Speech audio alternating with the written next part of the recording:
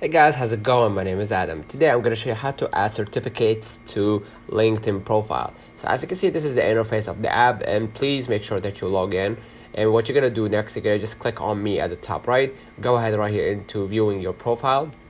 Basically, after you view your profile, what you're gonna do, you're gonna just add profile section, and from here what you're gonna do, you're gonna just add about you, education, position, career break, or any skills, or if you want to add additional files like honors, volunteer experience, organization, cause, contact info, any other rewards and certification that you actually added. So basically right here, add featured license and certifications. You're gonna see it right here. Just go ahead and start applying or start adding your your certification manually, or you could just go ahead and add it through your skills and social media as well. Let me know in the comments if this video helped you. Don't forget to like and subscribe. Thank you for watching.